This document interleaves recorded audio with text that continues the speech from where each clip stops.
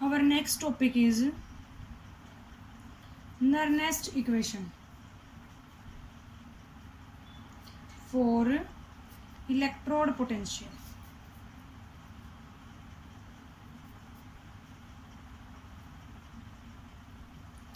ठीक है, हमें इलेक्ट्रोड पोटेंशियल फाइंड आउट करना है। उसके लिए नर्नेस्ट नाम के साइंटिस्ट ने हमें आके ना एक इक्वेशन दी थी। इसने हमें क्या बताया, मान लो हमारे पास कोई मेटल है, वो अपने आयंस का लॉस करती है, ठीक है, या कोई मेटल है वो इलेक्ट्रॉन्स का गेन करती है। चलो हम पहले लॉस में देखते हैं। हमारे पास ये कोई मेटल, हमें नहीं पता ये कौन सी मेटल है, तो हमें ये भी नहीं पता होगा कि हमारे पास नंबर ऑफ इलेक्ट्रॉन्स का लॉस और गेन क्या हो रहा है। तो हम इसको डिनोट करते हैं एन पॉजिटिव से, और यहाँ पे आ जाएंगे N E negative. Number of electrons के बारे में भी हमें नहीं पता है, ठीक है। जैसे हमारे पास दूसरा एग्जाम्पल ले लो कि कोई मेटल है, उसने इलेक्ट्रॉन्स का गेन किया, तो अब हमें मेटल के बारे में नहीं पता, तो हम लॉस और इलेक्ट्रॉन का गेन है जो उसको किससे डिनोट करेंगे, एम से डिनोट करेंगे। तो नर्नेस्ट ने हमेशा एक इक्वेशन दी कि किसी भी सेल का इलेक्ट्रोड पोटेंशियल हमेशा इक्वल होगा standard electrode potential minus R T N F log of M divide by M N positive. चाहे हमारे पास लॉस ऑफ इलेक्ट्रॉन हो या गेन हो, हम किससे डिनोट करेंगे, M divide by M N positive से डिनोट करेंगे, ठीक है भाई। अब यहाँ पे देखो अलग अलग चीजें क्या क्या है। ई होता है इलेक्ट्रोड पोटेंशियल,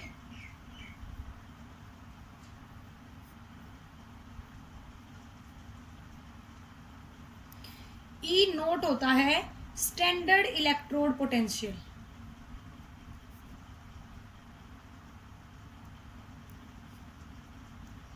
ठीक है। ई नोट क्या होता है भाई, स्टैंडर्ड इलेक्ट्रोड पोटेंशियल। जब हमारे पास टेम्परेचर होगा 298 केल्विन और हमारे पास प्रेशर होगा 1 एटमॉस्फेरिक। आर यहाँ पे होगा गैस कांस्टेंट, आर यहाँ पे क्या होगा, गैस कांस्टेंट। टी यहाँ पे होगा टेम्परेचर, एफ यहाँ पे होगा फेराडे कांस्टेंट,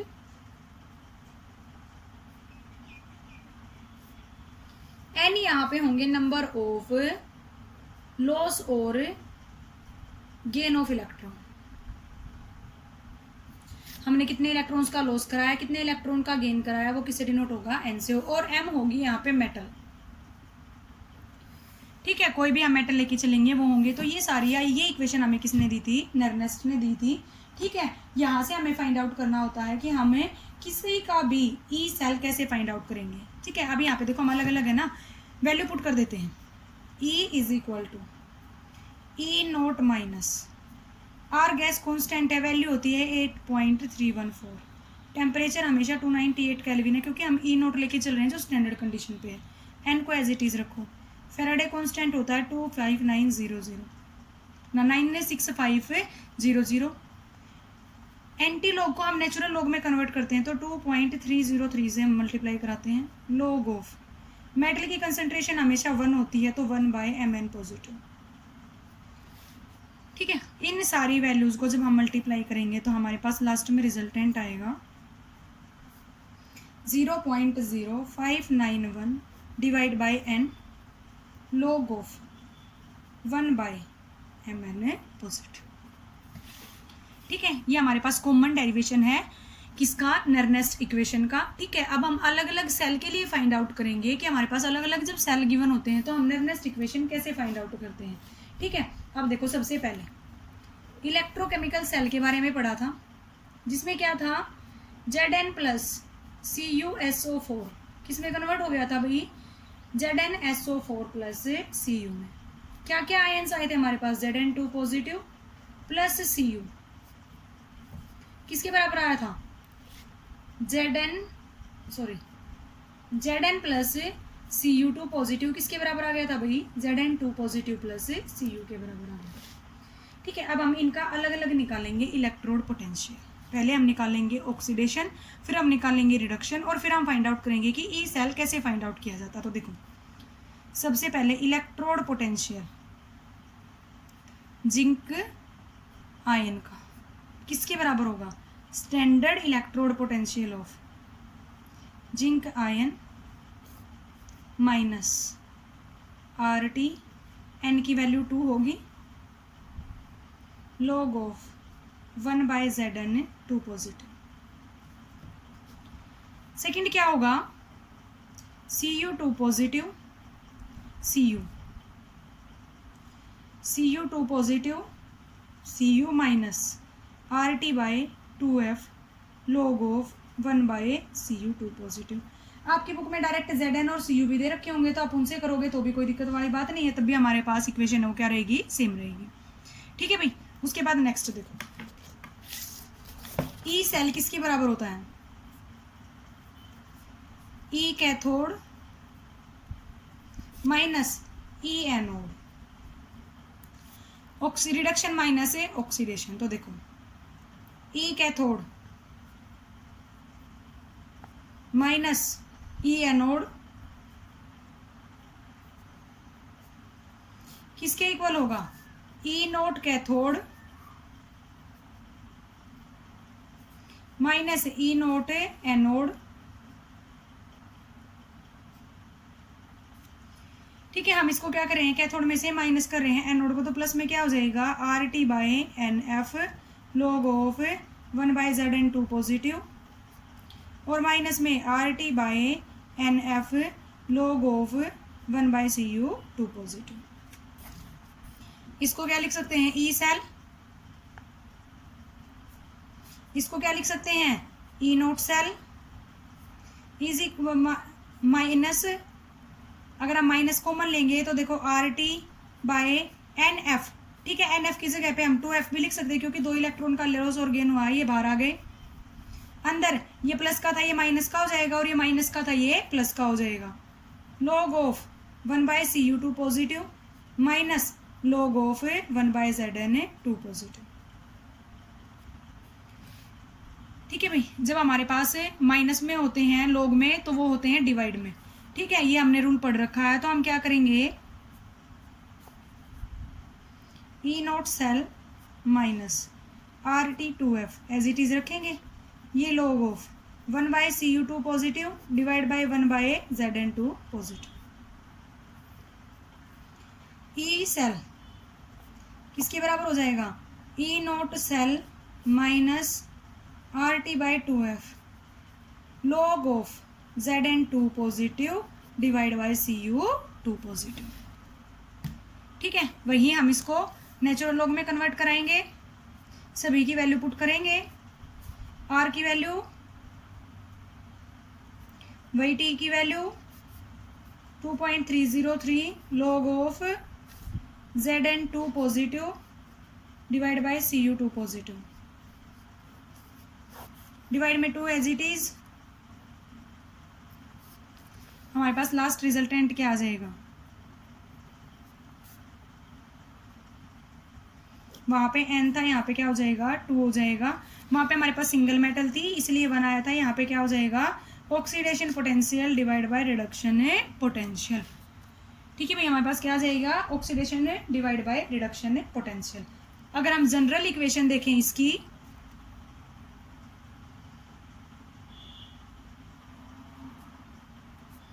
मान लो हमारे पास है कोई रिएक्शन A, ठीक है, यहां से हमें मिलता है X और प्लस Y, तो यहाँ पे हमारे पास नेक्स्ट इक्वेशन क्या होगी, E cell is equal to E naught cell minus RTNF log of X raise to power X Y raise to power Y concentration of product divide by concentration of A reactant divide by B raise to power B। ये हमारे पास concentration के लिए होगा जब हमें अलग अलग equation given होंगी। ठीक है भाई, अब नेक्स्ट इक्वेशन में हमें क्या बताया गया, कंसंट्रेशन सेल क्या होते हैं।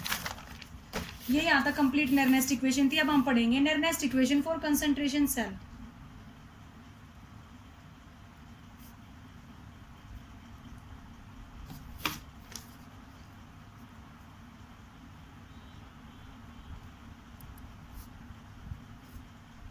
देखो कंसंट्रेशन सेल में क्या होगा कि हमारे पास एक ही इलेक्ट्रोड होगी और उसके लिए हमारे पास जो कंसंट्रेशन होंगी ना वो अलग अलग होंगी। ठीक है, अभी तक गैल्वेनिक सेल के बारे में पढ़ा, इसीलिए इसका नाम रखा गया है कंसंट्रेशन सेल। इसमें क्या होगा, देखो एक बीकर के अंदर 2 रॉड प्लेस कर रखी है, सेम मेटल की है, ये भी जिंक है, ये भी जिंक है। इनको बीच में से सेपरेट कर दिया एक सरफेस से, ये बीच में सेपरेशन लगा दिया, इनमें यहां तक सॉल्यूशन भरा हुआ है ऐसे। यहाँ पे हमारे पास सॉल्यूशन की जो हमारे पास सॉल्यूशन जिंक सल्फेट का ही है, यहाँ पे ZnSO4 है, यहाँ पे भी हमारे पास क्या है, जिंक सल्फेट का सॉल्यूशन है। यहाँ पे कंसंट्रेशन है C1 और यहाँ पे कंसंट्रेशन क्या है, C2। एक ही मेटल है, ठीक है, वहीं इनको हमने जोड़ रखा है, ठीक है। करंट फ्लो करेगा और इलेक्ट्रॉन्स फ्लो करेंगे, ठीक है। हमारे पास यहाँ पे तो इलेक्ट्रॉन्स फ्लो करेंगे और इधर करंट फ्लो करेगा। जहां पे कंसंट्रेशन लोअर होगी, जहां पे कंसंट्रेशन लोअर होगी वो ऑक्सीडेशन की तरह बिहेव करेगा, उसका ऑक्सीडेशन होगा, एनोड की तरह बिहेव करेगा, ठीक है, ठीक है भाई। यहाँ पे कंसंट्रेशन हमारे पास हाइयर होगी, तो जहां पे हाइयर कंसंट्रेशन होगी वो बिहेव करेगा कैथोड की तरह।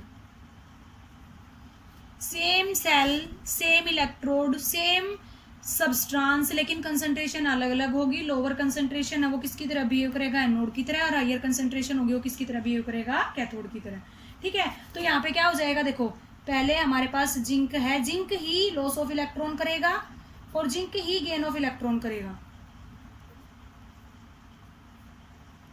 यहाँ पे कंसंट्रेशन C1 और यहाँ पे कंसंट्रेशन क्या होगी, C2।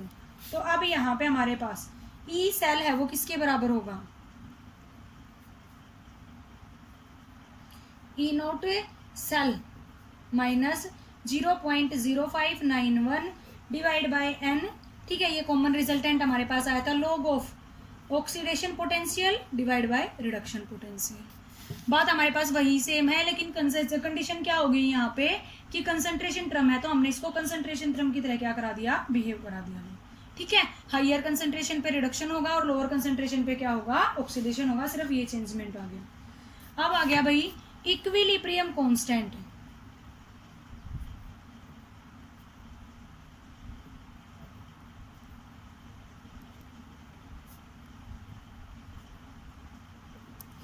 फॉर नेर्नेस्ट इक्वेशन,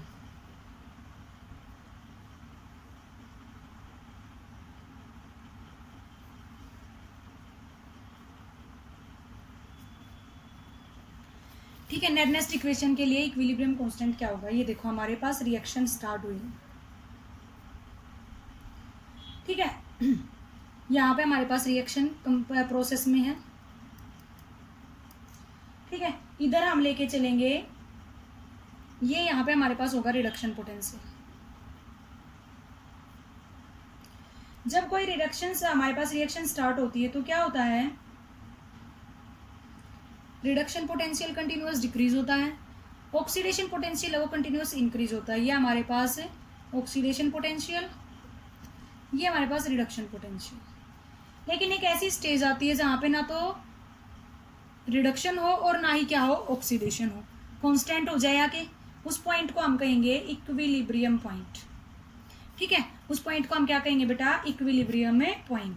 अब हमारे पास इक्विलिब्रियम पॉइंट पे कंसंट्रेशन ऑफ Zn2 पॉजिटिव और concentration of divide by Cu2 positive हमेशा किसके बराबर होगा, Kc के बराबर। और जो Kc क्या है वो क्या है, इक्विलिब्रियम में कांस्टेंट है। जब हमारे पास इक्विलिब्रियम कांस्टेंट में जब कंसंट्रेशन हमारे पास क्या हो जाती है, कांस्टेंट हो जाती है, तो ई सेल वहां पे 0 हो जाएगी, ठीक है। जब इक्विलिब्रियम की कंडीशन आ जाएगी तो वहां पे हमारे पास ई सेल क्या हो जाएगा, 0 हो जाएगा। अब नेर्नेस्ट जो इक्वेशन आई थी, E cell is equal to E naught cell minus 0.0591 n log of Zn2 positive divide by Cu2 positive, ठीक है। अब जो जो वैल्यू आई है वो पुट कर दो। ये वैल्यू किसके बराबर आई है, Kc के बराबर आई है, और ई सेल की वैल्यू 0 पुट कर दो, minus 0.0591 n log of Kc, ठीक है। अब यहाँ से हमारे पास डायरेक्ट ई नोट सेल आएगा, हम ई सेल फाइंड आउट नहीं कर सकते।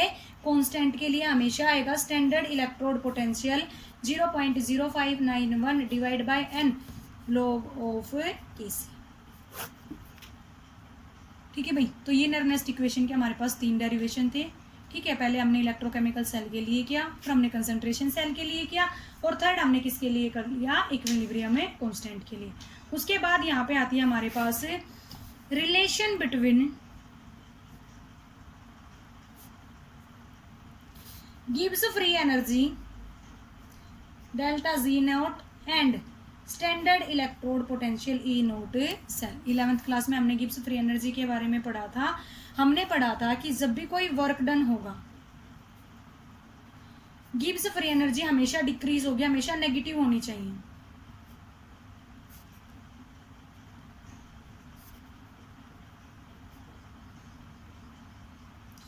किसी भी केमिकल रिएक्शन के लिए गिब्स फ्री एनर्जी जितनी ज्यादा नेगेटिव होगी, ठीक है, उतना ही ज्यादा इलेक्ट्रिकल वर्क डन होगा।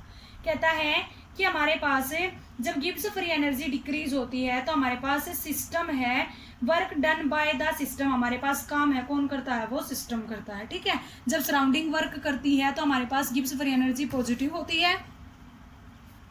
जब सराउंडिंग काम करेगी तो डेल्टा जी हमेशा पॉजिटिव रहेगी, और जब सिस्टम काम करेगा तो डेल्टा जी हमेशा क्या रहेगी, नेगेटिव। और जितनी ज्यादा गिब्स फ्री एनर्जी की वैल्यू नेगेटिव होगी, उतनी ज्यादा केमिकल रिएक्शन क्या करेगी, टेक्स प्लेस करेगी। ठीक है, तो हमारे पास गिब्स फ्री एनर्जी हमने 11th क्लास में पढ़ी थी, तो किसके बराबर होती थी, heat enthalpy change entropy change के बराबर। लेकिन यहाँ पे इस यूनिट में ना तो हमें हीट चेंज के बारे में दे रखा और ना ही एंट्रोपी चेंज के बारे में दे रखा। तो हमारे पास इलेक्ट्रिकल जो वर्क डन होता है, हमने कितना काम कराया, वो किसके बराबर होता है, N F E naught E cell के बराबर होता है। भाई इलेक्ट्रिकल वर्क डन किसके बराबर होता है, एन एफ ई सेल के बराबर होता है। ठीक है, और हमने पढ़ा कि जो वर्क डन होगा वो किसके बराबर होगा, decrease in Gibbs free energy. इसका मतलब हम इसको ऐसे लिख सकते हैं, किसी भी रिएक्शन की Gibbs free energy negative decrease किसके बराबर हो जाएगी, एन एफ ई सेल के बराबर हो जाएगी। ठीक है, अगर हमारे पास टेम्परेचर की कंडीशन स्टैंडर्ड है तो हम इसको स्टैंडर्ड गिब्स फ्री एनर्जी बताएंगे, N F E naught cell के बराबर होगी। ठीक है भाई, किसके बराबर होगी, N F E naught cell के बराबर होगी। अब देखो हमने क्या पढ़ा, इक्विलिब्रियम कांस्टेंट में आ जाओ, ई नोट सेल की वैल्यू किसके बराबर आई थी, R T N F natural log of KC के बराबर आई थी। इस एन एफ को इधर ले आए, n F E naught cell किसके बराबर हो जाएगा, R T natural log of KC. यहाँ पे इक्वेशन फर्स्ट में पुट कर दो तो हमारे पास गिब्स फ्री एनर्जी की वैल्यू क्या आ जाएगी, R T log of KC के बराबर आ जाएगी। ठीक है, तो गिब्स फ्री एनर्जी के मेन हमारे पास ये दो रिलेशन होते हैं जिनमें न्यूमेरिकल प्लेस होते हैं भाई। ठीक है, ये हमारे पास total derivation of Gibbs free energy का।